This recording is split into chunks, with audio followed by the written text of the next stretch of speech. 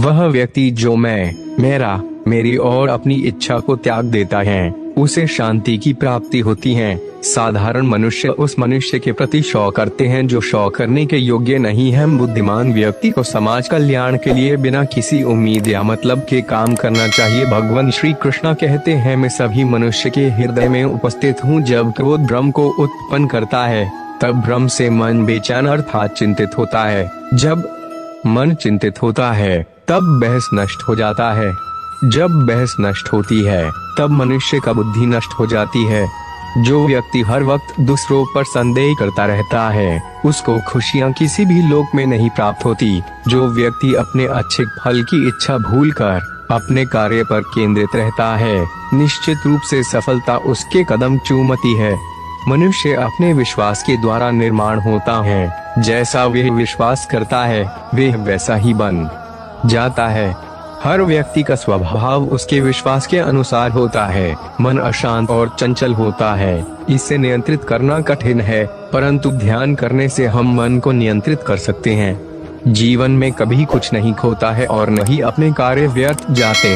यह सब कुछ एक न एक दिन जिंदगी में जरूर काम आता है। आपके मन में दो आप होते हैं, पहला रोशनी वाले और दूसरे अंधेरे वाले। अगर आपने अपने अंधेरे वाले पर नियंत्रित नहीं किया तो वह आपके दुश्मन समान है। दूसरों की सफलता देखकर उनके रास्ते पर न चलें, क्योंकि हर व्यक्ति के जीवन के प्रश्न पत्र अलग होते हैं। हमारी हार जब नहीं होती जब हम अपने प्रतियोगी से हार जाते हैं। हमारी हार जब होती है जब हम अपनी हार को स्वीकार करते हैं। हम असफल जब नहीं होते जब हम लक्ष्य न प्राप्त कर सकें। हम असफल जब होते हैं जब हम प्रयास करना बंद करते हैं। हमारे अपने कौन होते हैं?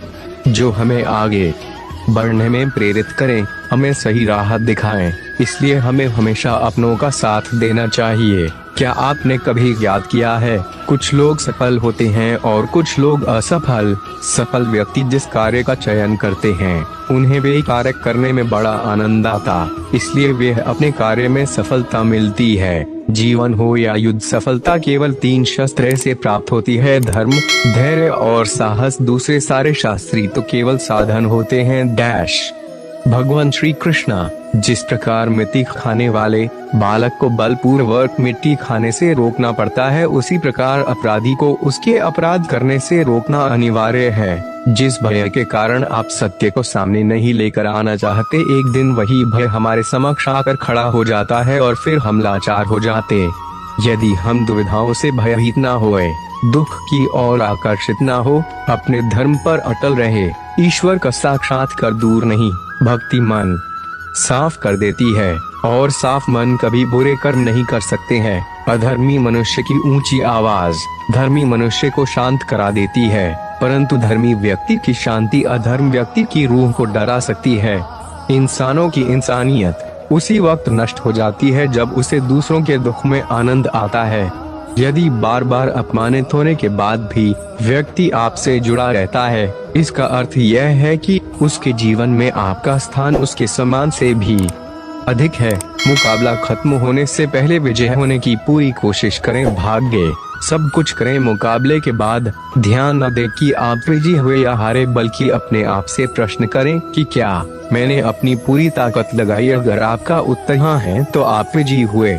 जीवन में ऊर्जा भर देंगे स्वामी विवेकानंद के ये अनमोल विचार। जीवन में ऊर्जा भर देंगे स्वामी विवेकानंद के ये अनमोल विचार। महाभारत की कहानियाँ आज भी प्रासंगिक हैं। महाभारत में भगवान श्री कृष्ण के द्वारा बोले गए अनमोल वचन आज भी लोगों के जीवन में लागू होते हैं। महाभारत को पंचम वेद कहा जाता है। अगर महाभारत में भगवान श्री कृष्ण के द्वारा बोले गए उक्तियों को अपने जीवन में आत्मसात कर लिया जाए तो जीवन सार्थक हो जाता है।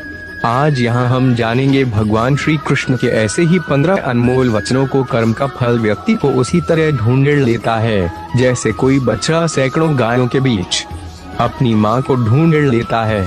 आत्मा न जन्म लेती है न मरती है, न इसे जलाया जा सकता है न ही इसे भिगोया जा सकता है। आत्मा अमर व अविनाशी है। इस संसार में कुछ भी स्थायी नहीं है। आत्मा शरीर को वैसे ही छोड़ देती है जैसे मनुष्य पुराने कपड़ों को उतारकर नए कपड़े धारण कर लेता है। मन शरीर का हिस्सा है। सुख दुख का एहसास करना आत्मा का नहीं शरीर का काम है। मान अपमान लाभ हानि खुश होना दुखी होना सब मन की शरारत है। जब यह संसार ही स्थायी नहीं है तो इस संसार की कोई वस्तु कैसे स्थायी हो सकती है। मैं सभी जीवों में विद्यमान हूँ, मैं चींटी में भी विद्यमान हूँ और हाथी में भी विद्यमान हूँ। सारे रिश्ते नश्वर हैं और केवल शरीर से जुड़े हुए हैं। जैसे ही व्यक्ति की मृत्यु हो जाती है आत्मा शरीर को छोड़ देती है। आत्मा का शरीर से जुड़े रिश्तों से कोई नाता नहीं रह जाता है। मेरे भी कई जन्म हो चुके हैं, तुम्हारे भी कई जन्म हो चुके हैं। ना तो मेरा आखिरी जन्म है और ना यह तुम्हारा आखिरी जन्म है। वर्तमान परिस्थिति में जो तुम्हारा कर्तव्य है वही तुम्हारा धर्म है। धर्म व्यक्तिगत होता है। मैं किसी के भाग्य का निर्माण नहीं करता, ना ही किसी के कर्म फल में दखल देता हूँ। व्यक्ति या जीव का कर्म ही उसके भाग्य का निर्माता होता है।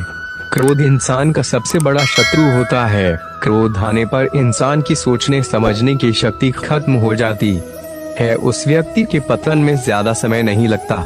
व्यक्ति कर्म करने से कभी छुटकारा नहीं पा सकता है।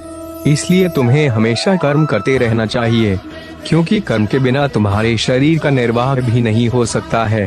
परिवर्तन ही संसार में स्थायी है, इसलिए परिवर्तन से नहीं घबराना चाहिए। मन को नियंत्रण में रखना किसी